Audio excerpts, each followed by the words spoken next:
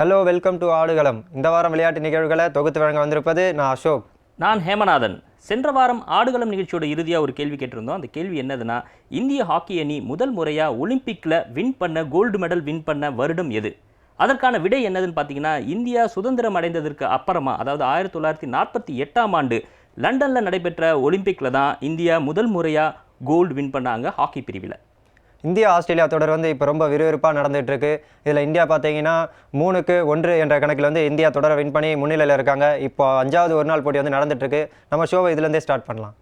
இந்தியாவில் சுற்றுப்பயணம் மேற்கொண்டுள்ள ஆஸ்திரேலிய கிரிக்கெட் அணி 5 போட்டிகள் கொண்ட ஒரு நாள் தொடரில் பங்கேற்றுள்ளது. சென்னையில் நடந்து முடிந்த முதலாவது ஆட்டத்தில் இந்திய அணி 26 ரன்கள் வித்தியாசத்தில் வெற்றி பெற்றது. இந்த நிலையில் இவ்விரு அணிகள் இடையிலான 2வது ஒருநாள் போட்டி கொல்கத்தா ஈடன் கார்டனில் நடைபெற்றது. இந்திய அணியில் மாற்றம் ஏதும் செய்யப்படவில்லை. ஆஸ்திரேலிய அணியில் ஃபால்க்னர், ஆடம் ஜாம்பா நீக்கப்பட்டு அவர்களுக்கு பதிலாக கேன் ரிச்சர்ட்சன், ஆஷ்டன் அகர் சேர்க்கப்பட்டனர்.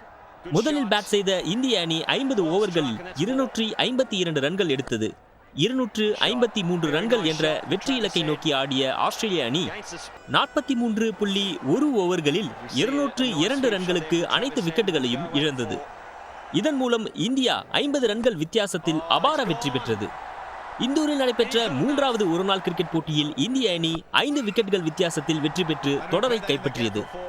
3-0 என்ற கணக்கில் இருந்த ஆஸ்திரேலிய அணி 4வது ஒருநாள் போட்டியில் 21 ரன்கள் வித்தியாசத்தில் வெற்றி பெற்று தொடர் தோல்விகளுக்கு முற்றுப்புள்ளி வைத்தது. தற்போது 5வது போட்டி நடைபெற்று வருகிறது. இந்திய அணி இந்த போட்டியில் வெற்றி பெற்று சர்வதேச ஒருநாள் கிரிக்கெட் தரவரிசையில் முதலிடத்தை தக்க வைக்கும் என்பதே ரசிகர்களின் எதிர்பார்ப்பு. Oh, it was in the air for a little while, but how well it's timed. Well, that is what you get with Rohit Sharma. Oh, how good is that shot? Nothing. Finds the gap. And when Rohit Sharma finds the gap, it's single there. இந்திய cricket அணியில் தற்போது ஜொலிக்கும் நட்சத்திரமாக வலம் வருகிறார் all rounder Hardik Pandya. Bowling, batting, ஃபீல்டிங்னு கலக்குன்னு கலக்கிட்டு வர ஹார்திக் பாண்டியா பற்றிய டாப் 5 மொமெண்ட்ஸை தான் பார்க்க போகிறோம் ஆடுகளம் டாப் 5 பகுதியில். இந்திய கிரிக்கெட் அணியில் தற்போது சென்சேஷனலான இளம் ஆல்ரவுண்டராக வலம் வருகிறார் ஹார்திக் பாண்டியா. அவருக்கு மிகப்பெரிய திருப்பு முனையாக அமைந்த இலங்கை அணியுடனான கடைசி டெஸ்ட் போட்டியை தான் திரையில் காண்கிறீர்கள். குஜராத் மாநிலத்தை சேர்ந்தவரான ஹார்திக் பாண்டியாவின் தந்தை ஹிமான்சு பாண்டியா அங்கு கார் பினான்ஸ் தொழில் செய்து வந்தார்.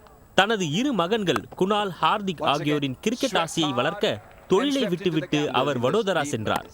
அங்கு தனது கஷ்டத்திலும் இருவரையும் கிரிக்கெட் பயிற்சியில் சேர்த்து இன்று சிறந்த கிரிக்கெட் வீரர்களாக ஹிமான்சு உருவாக்கியுள்ளார். தனது அப்பாவின் கனவான சொகுசு காரை அவருக்கு வாங்கி தர வேண்டும் என்ற நீண்ட நாட்களாக தனக்குள் இருந்த ஆசையை இந்த போட்டியில்தான் தனது முதல் சதத்தை பதிவு செய்தவுடன் நிறைவேற்றியிருக்கிறார் ஹார்திக் பாண்டியா. இந்த போட்டியில் ஒரே ஓவரில் 26 ரன்களை விளாசியும் ரசிகர்களை மிகுந்த உற்சாகமடைய செய்தார் Hardik Pandya. This is high. That's gone. Is that the 100? It is. Excellent knock. England மற்றும் வேல்ஸில் நடைபெற்ற சாம்பியன்ஸ் டிராபி இறுதிப் போட்டியில் இந்திய அணிக்கு அதிர்ச்சி அளித்த பாகிஸ்தான் அணிக்கு ஒரு பெரிய சவாலாக விளங்கினார் ஆல்ரவுண்டர் ஹார்திக் பாண்டியா. சர்வதேச ஒருநாள் போட்டிகளில் குறிப்பாக இறுதிப் போட்டியில் அதிவேகமாக அரை சதம் அடித்து சாதனை படைத்தார். ஒரு பக்கம் இந்திய அணியின் விக்கெட்டுகள் சரிந்து கொண்டிருக்க, மறுமுனையில் சிக்ஸரும் பவுண்டரியுமாக அதிரடியாக விளையாடி பதிலடி கொடுத்தார் Hardik Pandya. 3 consecutive sixes. This time through mid-wicket. Let it go over mid-on. His high score in one-day cricket. One more. This time a longer one. Probably the longest. 2016ஆம் ஆண்டு T20 உலகக்கோப்பை கிரிக்கெட் போட்டியில் பங்களாதேஷை எதிர்கொண்ட இந்திய அணி 146 ரன்களை மட்டுமே எடுக்க முடிந்தது.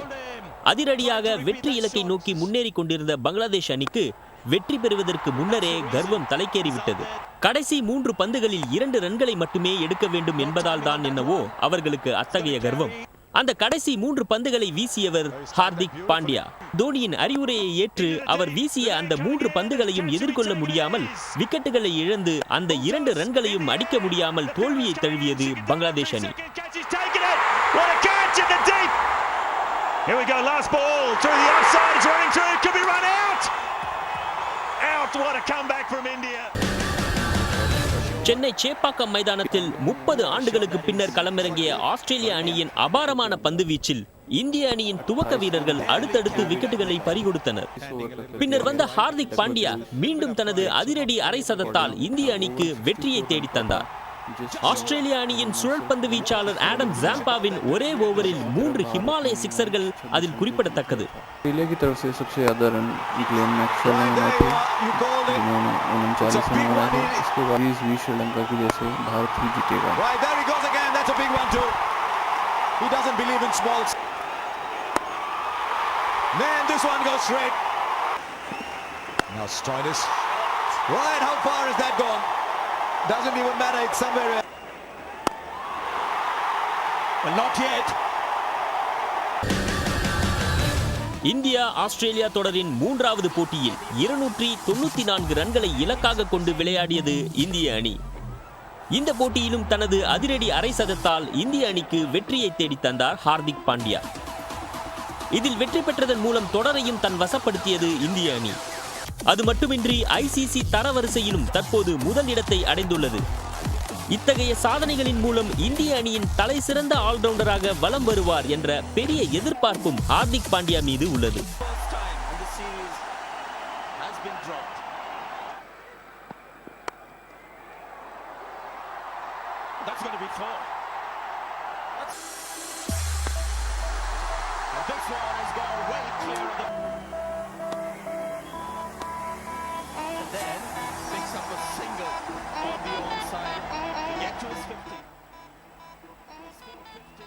ஹார்திக் பாண்டியா தன்னை விட மிகச்சிறந்த வீரர் என இந்திய கிரிக்கெட் அணியின் முன்னாள் கேப்டன் கபில் தேவ் பாராட்டியிருக்காரு.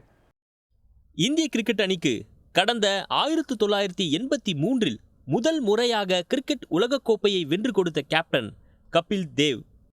உலகக்கோப்பையை வென்று கொடுத்த கேப்டன் மட்டுமல்லாமல் இந்திய கிரிக்கெட் அணியின் மிகச்சிறந்த வேகப்பந்து வீச்சு ஆல்ரவுண்டராகவும் திகழ்ந்தார் கபில் தேவ். இவரது ஓய்வுக்கு பின் எத்தனை வீரர்கள் வந்தாலும் இவரது இடத்தை பூர்த்தி செய்யவே முடியவில்லை.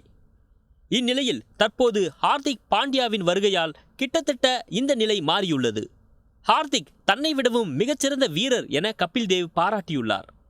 தற்போதுதான் அவரது பயணம் துவங்கியுள்ளது என்றும் இன்னும் கடினமாக அவர் பாடுபட வேண்டும் என்றும் அவர் கேட்டுக்கொண்டுள்ளார்.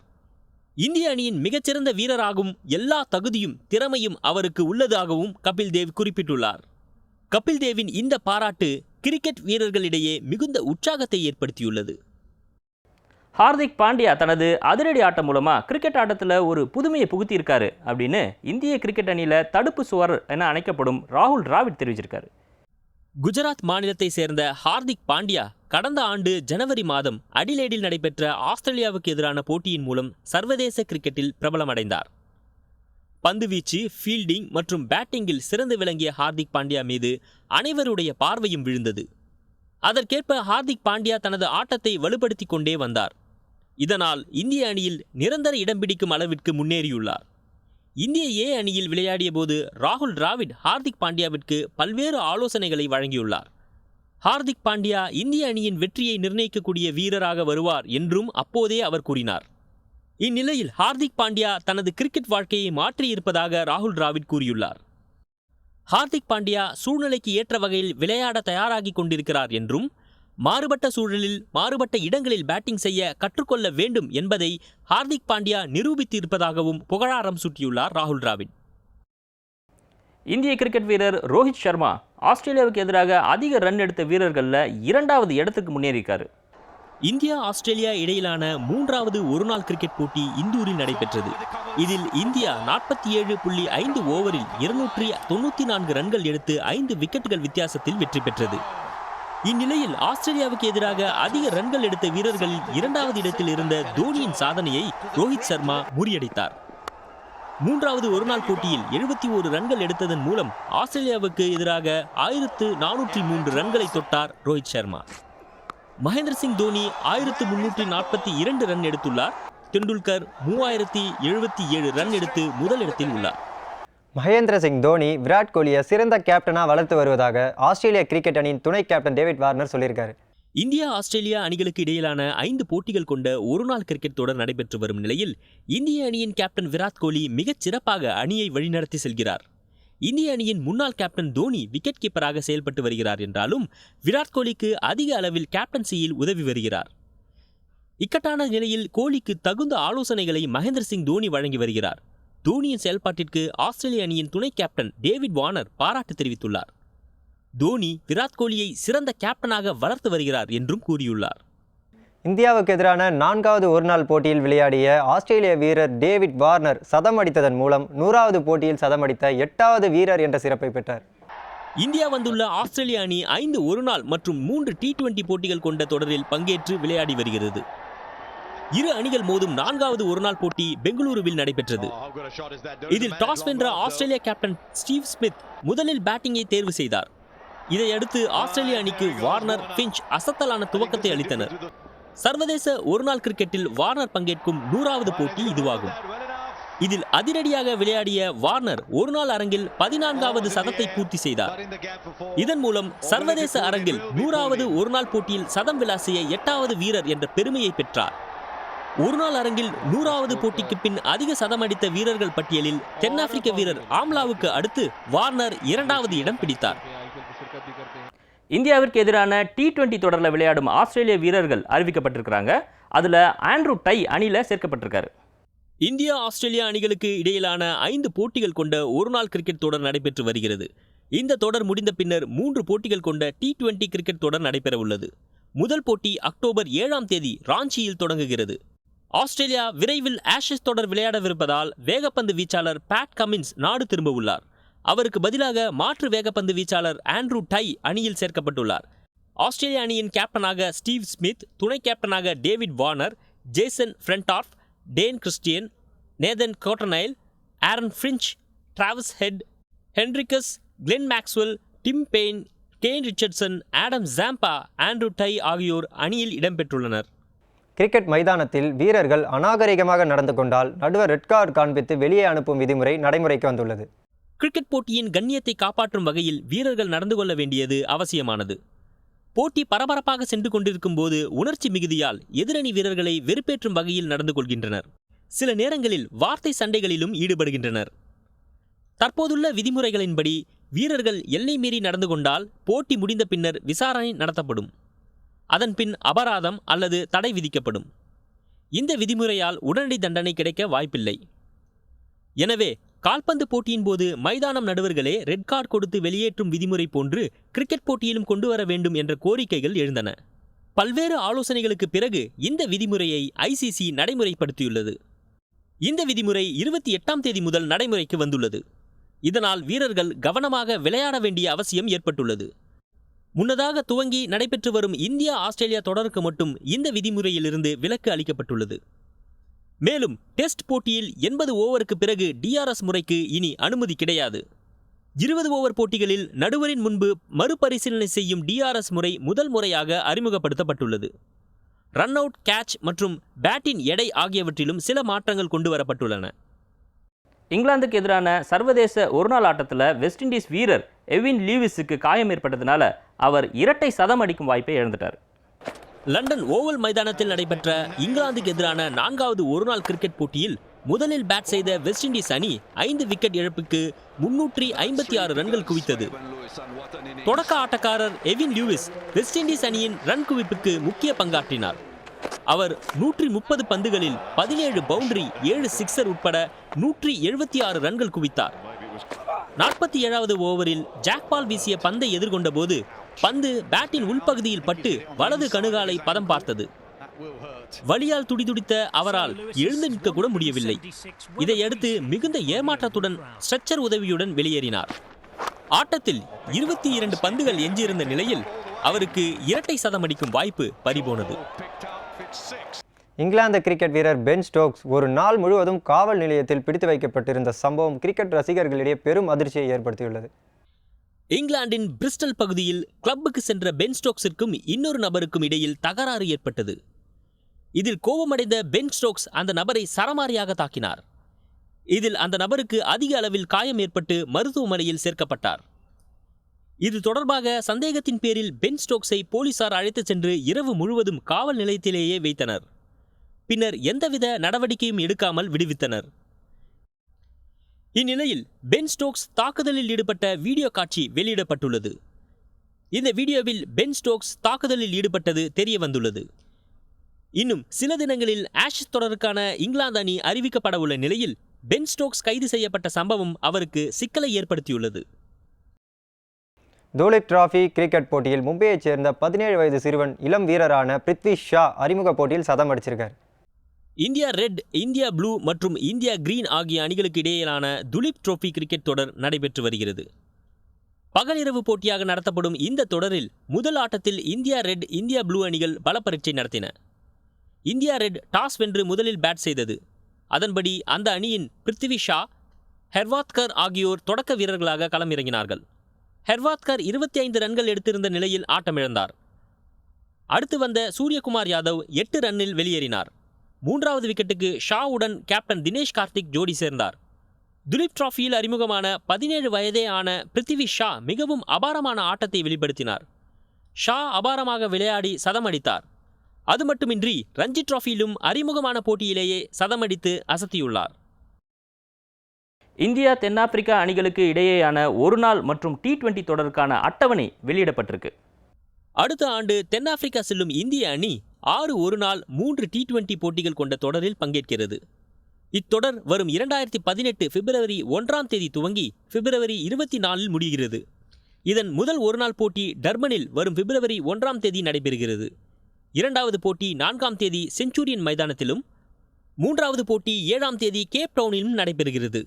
4வது போட்டி 10ஆம் தேதி ஜோஹன்னஸ்பர்கிலும், 5வது போட்டி 13ஆம் தேதி போர்ட் எலிசபெத் மைதானத்திலும், 6வது மற்றும் கடைசி ஒருநாள் போட்டி செஞ்சுரியன் மைதானத்தில் பிப்ரவரி 16ஆம் தேதி நடைபெறவுள்ளது.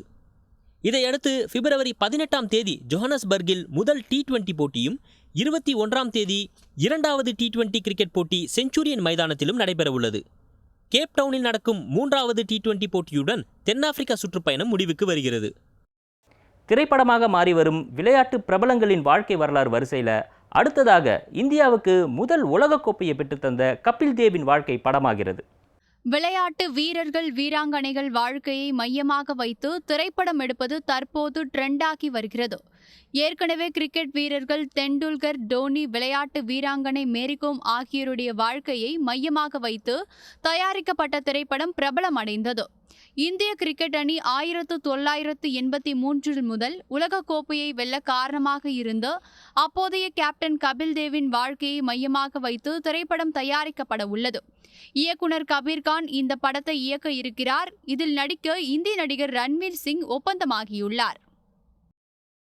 இந்திய மகளிர் கிரிக்கெட் அணியின் கேப்டன் மித்தாலி ராஜ் கவர்ச்சியான உடை அணிந்து ரசிகர்களை மகிழ்வித்து வருகிறார். தற்போது ஷாருக் கானுடன் இணைந்து எடுத்துக்கொண்ட புகைப்படம் பிரபலமாகி வருகிறது.